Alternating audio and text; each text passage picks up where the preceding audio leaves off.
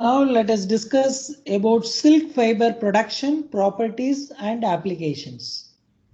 Silk is an animal derived fiber produced from silkworm. So silkworm is creating this silk fiber. It is the only natural fiber which is found in filament form. Please make a note of it. This is a very important point. It is the only natural fiber which is found in filament form. So if you look at the filament form of fibers, basically polyester, nylon, okay, viscose, all the regenerated fibers and all synthetic fibers are only in the form of filament. But if you look at the natural fiber, the only fiber which is available in the filament form is silk. Okay. Then fibroin is the main component of silk fiber. Fibroin is the main component of silk fiber. It is produced widely from a very wide variety of silkworms, such as Siripo moth from North America, Tuja, Muga and Eri moths from India and from Africa. So there are some varieties of silkworms are available. Each and every silkworm is secreting a special type of silk fiber. Okay, so if you take North America, there is a separate variety of silkworm. If you take our India, Tuza, Muga and Eri, moths are available. Moth is nothing but your silkworm. Then Africa, then Anapi moth. So commercially, the production is carried out by mulberry silk moth, then Bobax mori, then cocoon fed on mulberry leaves. See, mostly mulberry leaves are fed in or fed to the silkworm. Which type of leaves are mostly used? Mulberry silks. So if you look at this slide shows your chemical composition of your silk. So fibroin, if you take the mulberry, that is this type of silkworm, is having 70 to 80% fibroin, whereas your Tazar 80 to 90% fibroin, your Muga moth, which produces fiber, no, that fiber is having 80 to 90% fibroin. Then Eri silkworm, which produces fiber, that fiber is having 80 to 90% fibroin. Then sericin. Sericin is a gumming material present in your silk fiber, so which has to be removed before the dyeing process. This sericin gum has to be removed before the dyeing process. But if you look at the percentage, 20 to 30%, 8 to 10%, here also 8 to 10. Here, if you take Eri, that is 4 to 5%. The other impurities are 2 to 3%, 3 to 5, 3 to 5, and 3 to 5. Okay, so this is the chemical composition of your various types of wool fiber. Then if you look at your composition, that is carbon, hydrogen, nitrogen and oxygen present in your fiber as well as your sericin substance. How much percentage of carbon, hydrogen, nitrogen and oxygen present in your fiber as well as in your sericin substance? Carbon approximately 48%, hydrogen 6%, nitrogen 18%, oxygen 28% in your fiber. But if you look at the sericin, in sericin carbon is present in 46%, hydrogen 6%, nitrogen 17%, oxygen 31%. Then if you look at the fibroin composition, what the fibroin contains. Fibroin contains, these are all some of the amino acids present in your fibroin.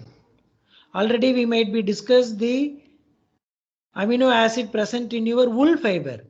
So wool fiber contains 17 different types of amino acids. But if you look at the fibroin, that is silk, it has also different amino acids present in your silk fiber and its percentage. Glycine, it is that is 37.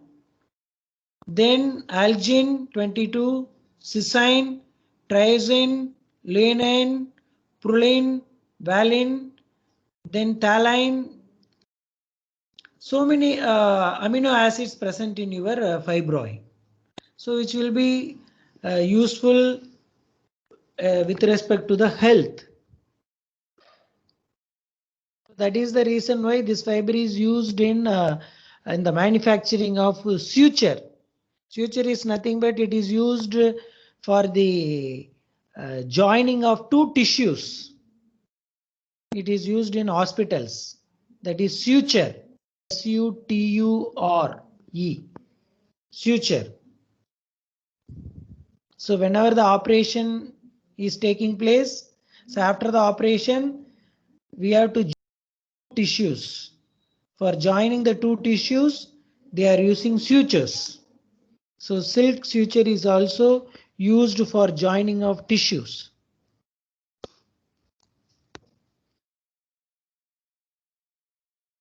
So coming to the structure of silk fiber and its characteristics. Silk is a protein fiber, yes, because it contains protein. Fibroin is a protein.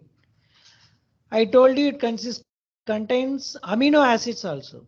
In the last slide, we have discussed the so many various amino acids present in your silk fiber. Then partially the macromolecules comprises of amino acids with a lower molecular weight results in a series of crystalline region. So this silk fiber is having good crystalline region, which gives a high degree of tenacity. So as soon as the crystalline region increases, what will happen? Your tenacity is increasing. That is, tensile strength is also increasing. Crystalline and amorphous zone gives a combination of strength, flexibility and elasticity. So which is giving strength, flexibility and elasticity? Your crystalline and amorphous region gives the strength, flexibility and elasticity. So silk is composed of two proteins. One is fibroin. This is the main chemical. The another one is sericin. It is a gumming substance. It is also one type of protein. But nowadays the sericin gum is used for the manufacturing of some cosmetics. Okay, some cosmetics they are using sericin gum. Sericin is to be removed. Okay, that process is called degumming process. So you have to remove the sericin gum before the dyeing process. That process is called degumming.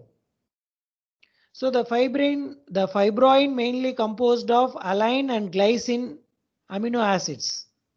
It contains the total is 70% of the total composition. So these are the two amino acids contributing the main composition. That is, it occupies 70% of the total chemical composition. If you look at the single Bombyx mori cocoon can yield 1600 meters of filament. So please make a note of it. So this Bombyx mori cocoon, it produces 1600 meters of filament yarn. Okay.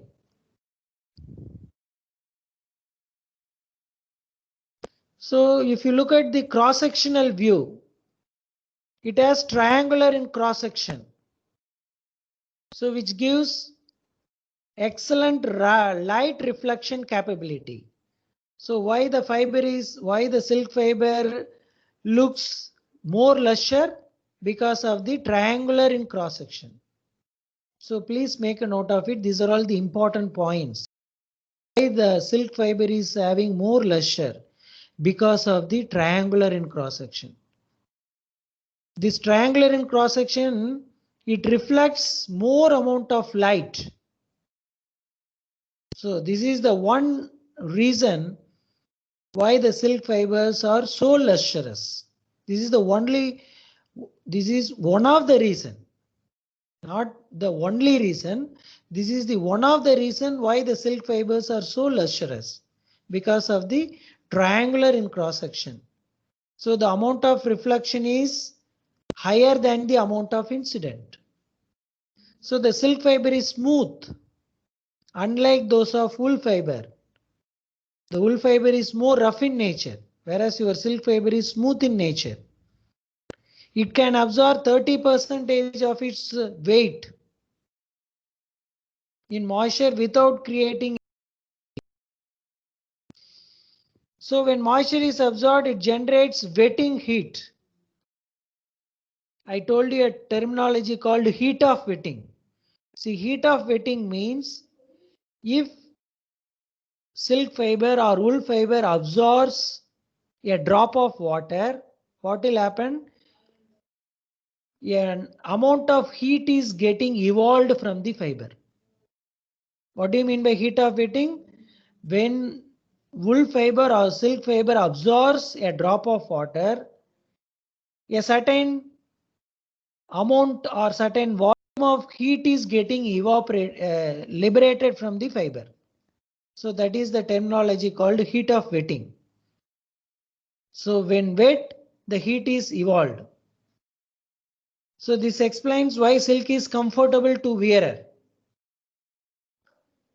So its tenacity is 4.8 grams per denier. It is slightly less than that of nylon. Slightly less than that of nylon. But it has poor resistance towards ultraviolet light. So that is the reason why the silk sarees does not expose you to sunlight, because sunlight having ultraviolet rays. So when it is exposed to ultraviolet rays, what will happen? These rays will affect your silk fiber. So that is the reason why we are not exposing our silk fabric to the sunlight. So these are all some of the important points. Please make a note. So please look at the figure. This is the morphological your wool fiber, silk fiber. Raw silk filament. This is your sericin gum present. Okay, then fibroin strand. So two filaments which will come out from the salivary glands of your silkworm. Silkworm secretes silk fiber or silk filament. Basically, two filaments will come out from the salivary glands.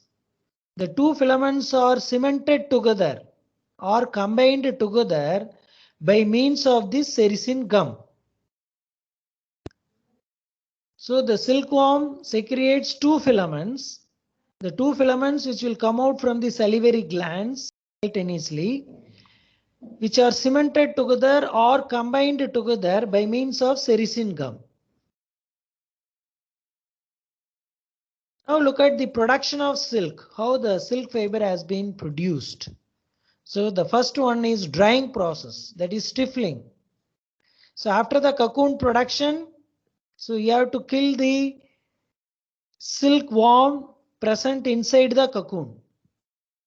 Don't worry, I will show a video at the end of the lecture how the silkworm is producing cocoons.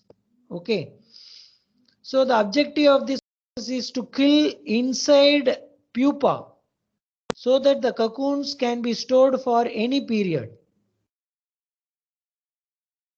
Then stifled by direct method, that is either drying in sunlight or heating. The indirect method is you have to steam it or hot air drying. So the main purpose of the drying process is you have to kill the pupa present inside the cocoon. Then only you can store the cocoon for a longer period of time. So after the drying process, the cocoons can be preserved suitably. So this preservation process is known as storing. Okay. The next one is sorting process. Sorting means you have to separate good cocoons from bad cocoons. So good cocoons are sorted from bad cocoons. Bad cocoons means sometimes the silkworm may produce some damaged type of cocoons or very small limited length of fiber only they will produce. So those cocoons can be separated out, that is sorted out from the quality of cocoons. Sometimes stained or irregular or thin end cocoons. Okay.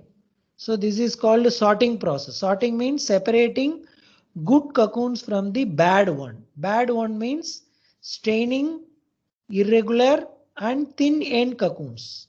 These are all bad cocoons. Next process is cooking. So the purpose of cooking are soften the filament. So in order to soften the filament, this cooking process has to be carried out. So what will happen while cooking? Swells and soften the sericin present in it. So the sericin will swells and soften. Actually, there are different methods of cookings are available. Okay, that we will discuss. The next process is reeling. Reeling is the operation where continuous silk filament is extracted from the cocoon without any breakage. So you have to take the filament from the cocoon without any breakage. So that is the process called reeling. Reeling is the operation where continuous silk filament is extracted from the cocoon without any breakage. Before reeling, light brushing is required. Why light brushing is required? To find out the tip of the silk filament. That is, you have to find out the starting end of the filament. Because the silkworm is producing continuously the silk filament on the cocoon. But you have to find out the starting filament point. Then only you can continuously reel the filament without any breakage. So light brushing operation is required to find out the tip of the silk filament or the starting portion of your silk filament. The next operation is throwing. That is, reeled silk is not suitable for weaving or knitting. Throwing means it must be thrown or doubled. Doubling means we are combining 3 or 4 filaments together. So then only the filament is having good strength. Then it is suitable for weaving or knitting operations. So number of reeled silk is laid together with a light twist. Light twist to be inserted in order to make a yarn suitable for knitting or weaving process. So that is called throwing. So combining 2 or 3 filaments and then light twist is inserted to the filament in order to make the yarn suitable for knitting or weaving process. So that is called throwing. So now look at the figures. This slide shows your different chemicals present in your silk fiber. Fibroin, sericin and other impurities based on your varieties of silkworm. Mulberry silk, Tazar silk, Muga silk, Eri silk. So these are all the silk fibers which are produced by variety of silkworm. So if you look at the carbon, nitrogen and oxygen composition also. I think this is already we might be discussed in the 3 or 4 slides before. So if you look at the fibroin contains so many amino acids. These things are also we might be discussed elaborately in the 3rd or 4th slide. The physical and chemical properties of silk fiber. See, please look at the length, the 1000 meter. So average length of the silk fiber is 1000 meter. You take any sort of cocoon, it may contain 1000 meter. Then if you look at the diameter of the silk filament, 0.013 to 0.08 mm in thickness. So if you look at the denier, it is 2.3 denier. 2.3 denier in the sense 9000 meters length of the silk filament is 2.3 gram. What will be the weight of 9000 meters of your silk filament? The 9000 meters of silk filament is 2.3 gram. Okay, so if you look at the cross-sectional shape, triangular in cross-section. Then your tensile strength 4.5 to 4.8 grams per denier. Then your elasticity is 90%. Moisture content 11%. Then your density of your silk fiber is 1.33. If you look at the luster, yes, silk fiber is having the luster. It is having more luster. Then if you look at the color of the silk fiber, either white or brown in color. Then if you look at the electrical conductivity characteristics, this silk fiber is a bad conductor of electricity, similar to your wool fiber. Wool fiber is also a bad conductor of electricity. Here silk fiber is also a bad conductor of electricity. So this silk fiber can withstand up to 110 degrees Celsius. So if you burn the silk fiber, what will be the smell? The smell is similar to the burning of hair, human hair. So while burning human hair, you may observe some smell. The similar type of smell is coming out while burning your silk fiber. So coming to the chemical properties. So when you heat it in a dry air at 140 degrees Celsius, what will happen? It loses its moisture and strength property. Finally, your fiber, silk fiber, becomes very hard in nature. Okay, so you have to keep it in your mind. So your silk fiber does not expose to a temperature up to 140 degrees Celsius. So when it reaches 140 degrees Celsius, what will happen? It loses its moisture content and it loses its tensile strength. Then finally your fiber becomes very hard in nature. Then this fiber is having good affinity towards dye. Affinity means it will absorb the dye very readily. So mostly acid and basic dyes are used to dye the silk material. Acid and basic dyes. To some extent, reactive dyes are also used to dye silk material. So what will happen when you treat it with hydrochloric acid? It becomes hydrolyzed and a salt is formed. So don't treat it with hydrochloric acid. What will happen while treating with hydrochloric acid? It becomes hydrolyzed and salt is formed. The color changes also takes place from yellow to deep yellow. Then finally your silk filaments becomes brittle, hard and loses all properties. So this is very, very important. So whatever may be the situation during the usage, the silk fiber should not be treated with hydrochloric acid because the color changes takes place, the brittleness, hardness and loses all properties. So when you look at the alkaline treatment, that is treating with 5% of sodium hydroxide solution, what will happen? Your silk fiber, it start dissolving in 5% of sodium hydroxide solution. So during the usage, you should not treat the silk fabric with alkaline at a concentration of 5% because it acts as a solvent. At 5% concentration, the sodium hydroxide is acting as a solvent. Then coming to the treatment with various salt. Okay, neutral salts the silk fiber absorbs like calcium salt and magnesium salt. See, calcium and magnesium salts causing yellowing effect. So you should not treat it with calcium and magnesium salts during the usage. Then coming to the oxidizing agent. So what is the necessity to treat it with oxidizing agent? Because we have to remove the natural color present in the silk fabric before the dyeing process, where you need to use oxidizing agent. Oxidizing agent is nothing but your bleaching agents.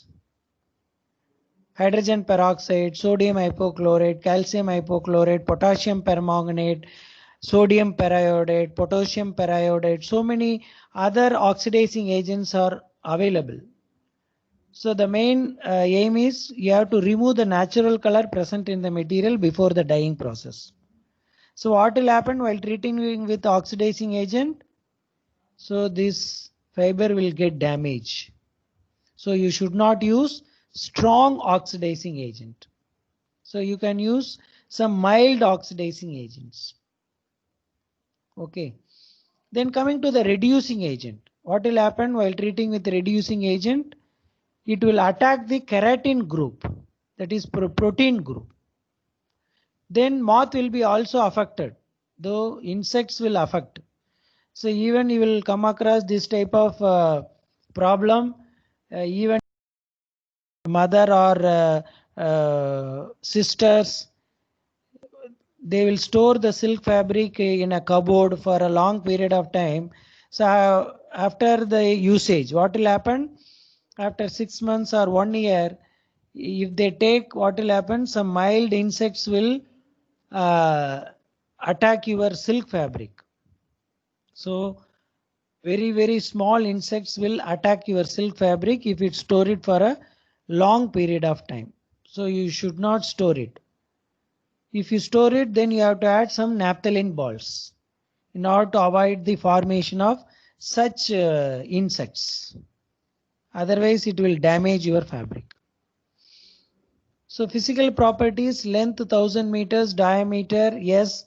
If you take the raw state, it is the tensile strength of your silk filament at the raw stage, that is before the degumming process, 2.3 grams per denier. Once the gums are removed, what will happen? If you look at the tensile strength is reduced. See, 1 to 1.3 grams per denier only, because you have removed the gum present in the filament. So the gum also compensated your strength. So if you look at the density of the raw silk means without removing the gum, 1.33. Whereas your boiled silk means that is degummed fiber, 1.25. So your density is reduced. Then coming to the tensile strength, yes, raw silk is 4.5 to 4.8 grams per denier. Then degummed silk is 3.3 grams per denier. Then if you look at the moisture content is 11%.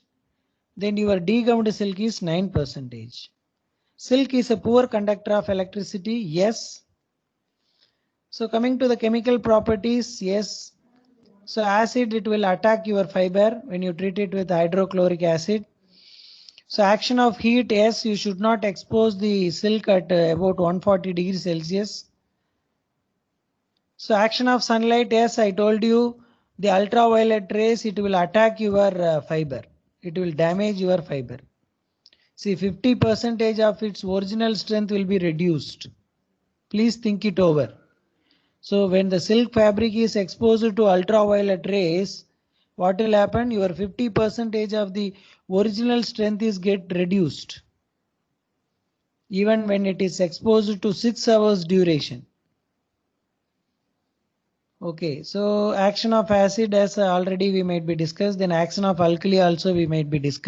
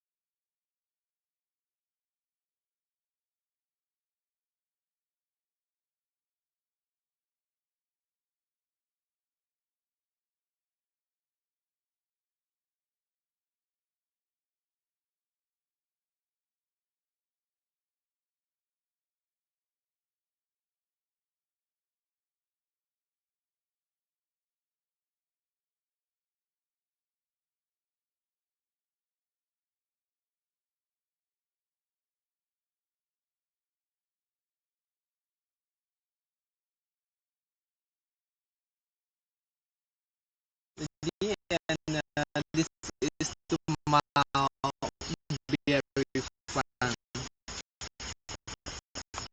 Yes, you know the Mao Berry. No, sir. Yes, Mao Berry tree.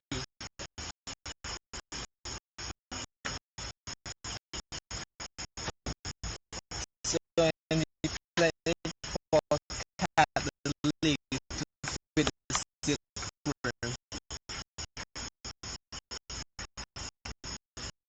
and the silkworm is just the mild berry leaves, and then it can make the cocoon, and the cocoon is the silk that we unwind string.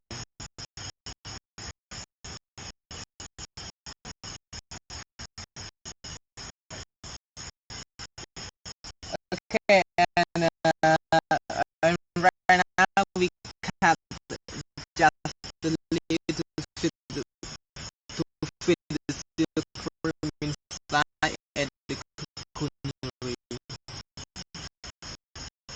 And before the silkworm eats the leaves on the tree and made the cocoon here, but right now finish because the ant or insect mosquito kill them, and like this we keep inside.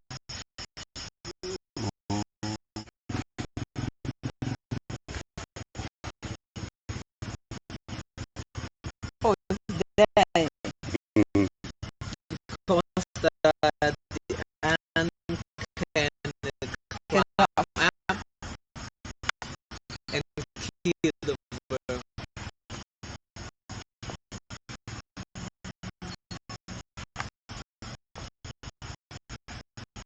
mm,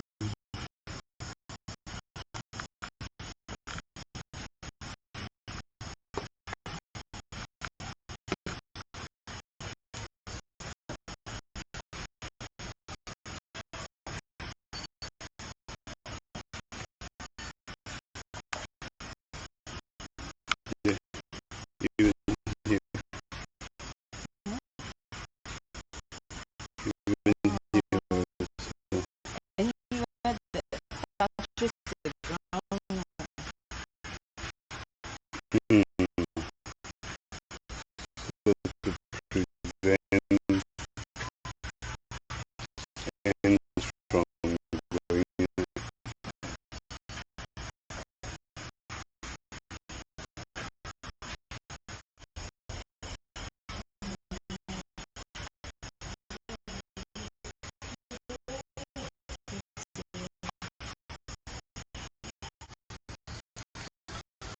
okay, and this is the caterpillar. So the silkworm and this one baby born too small, just hatched from the egg.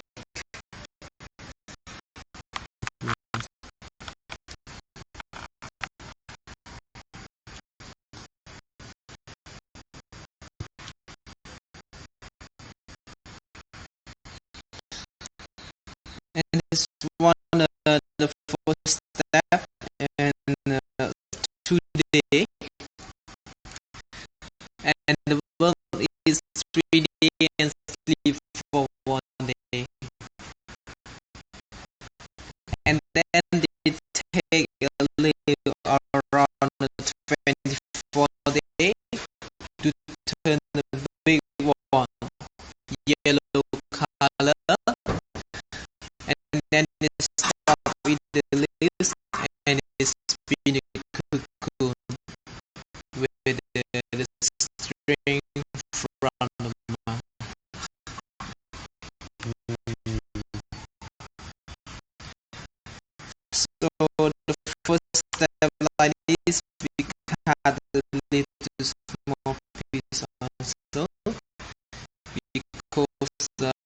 they don't really do big league.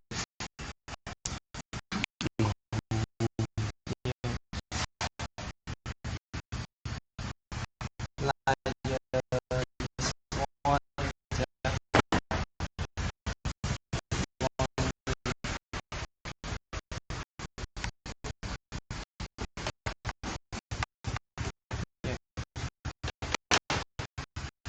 small.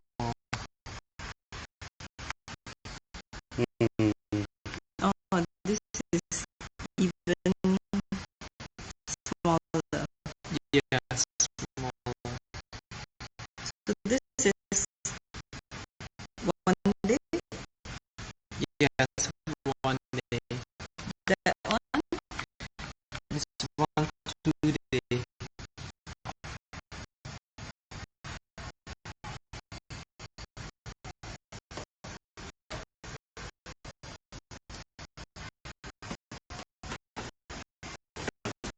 Why must cover?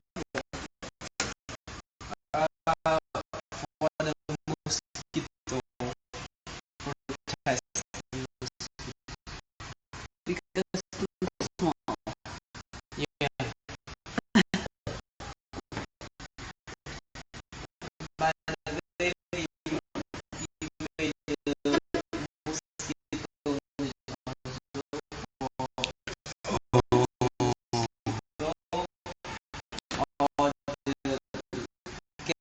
or the gecko laser.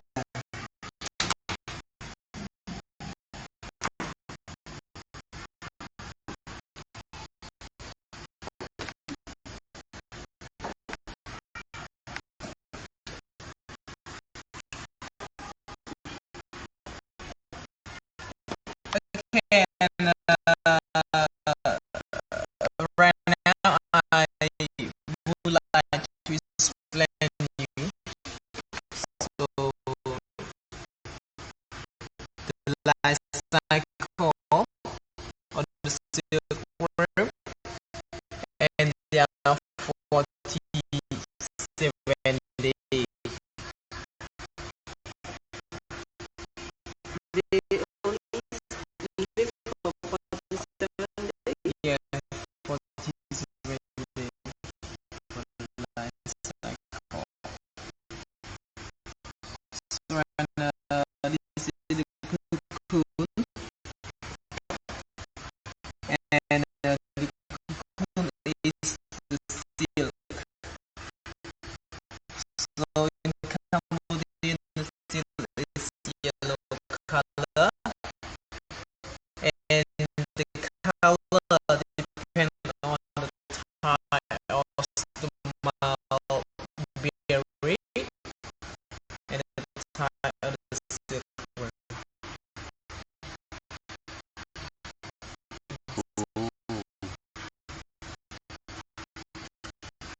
So one cocoon like this, and there are 2 layers like this one. So the outer and inner.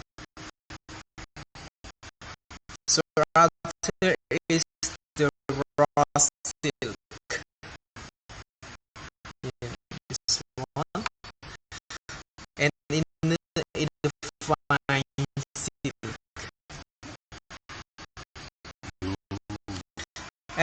And the boat just make only one string around 400 meters long. One cocoon. 400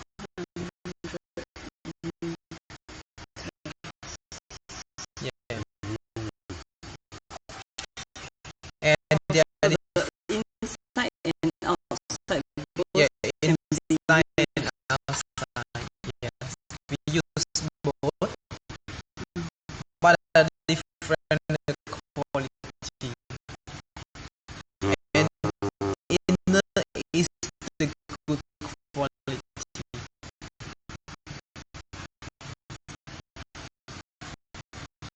So for medical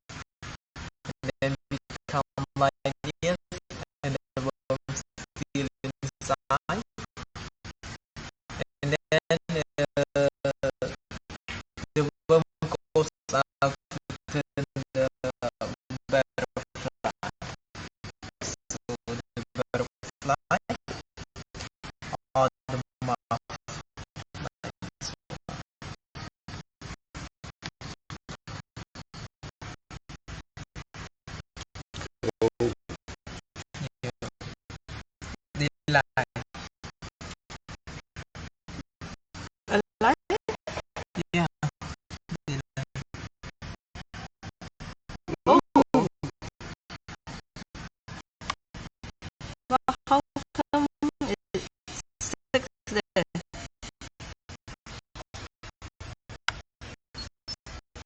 Why they never fly?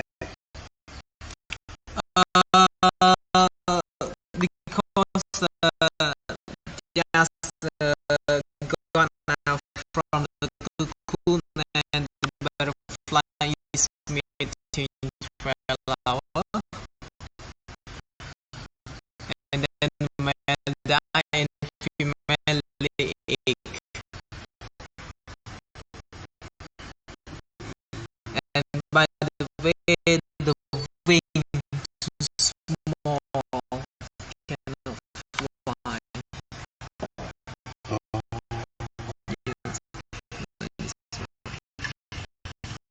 But normal, it can fly. No, they don't fly because by the wind just meeting and the male die and female lay egg and then female she dies.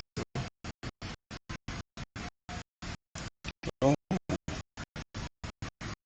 Yes, like this one.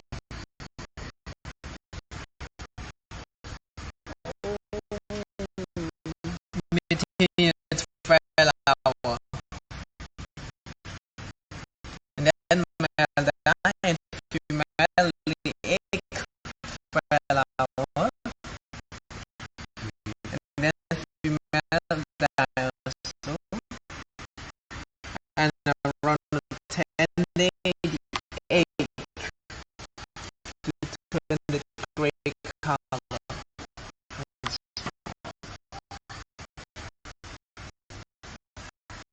Gray color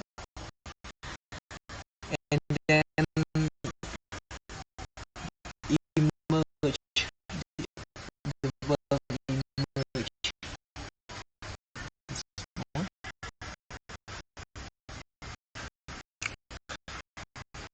and we define 5 steps.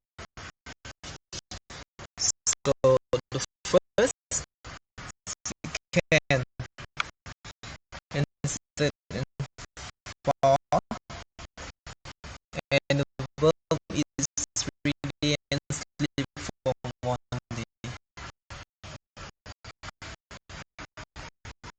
and the first we cut the leaf to small pieces because they don't need the big leaf and then they eat around 24 days to turn yellow color again and then they spin it.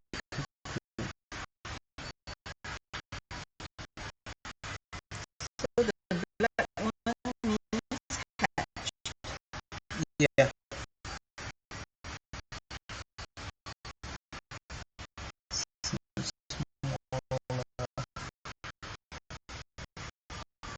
Oh, so those are the oh,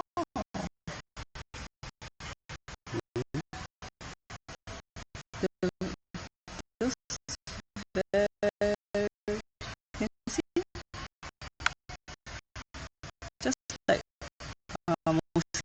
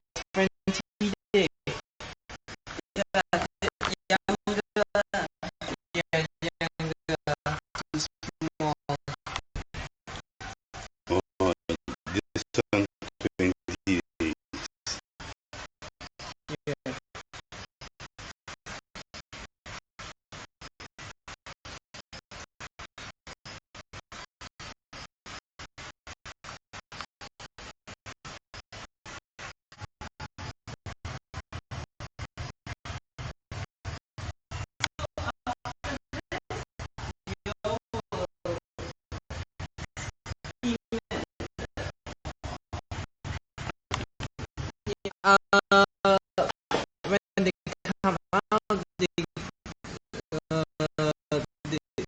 to be the butterfly. Then after this, they will be. Yeah. How do they change? I thought from inside the cocoon, then they come out as a butterfly already. No. Uh, like the moth Uh, before the butterfly.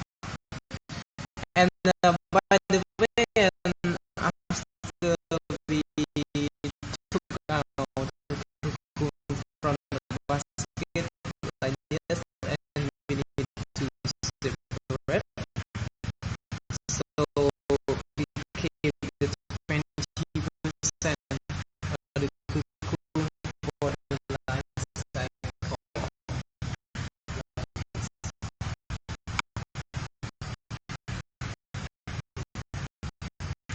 And 80% of the cocoon for the silk.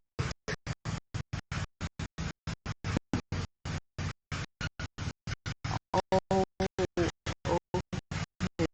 So for the silk, we need to kill the worm inside before the worm goes out to the butterfly.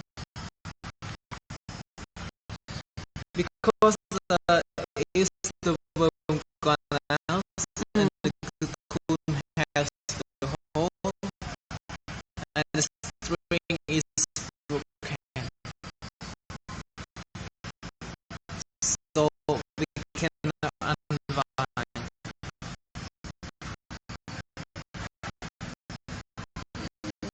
So the first we kill them by steaming around a half hour, and second time we try onto the big table on the stand around 3 years ago, and then the cocoon now boiling 6 hours. The boiling 80 degrees in the hot water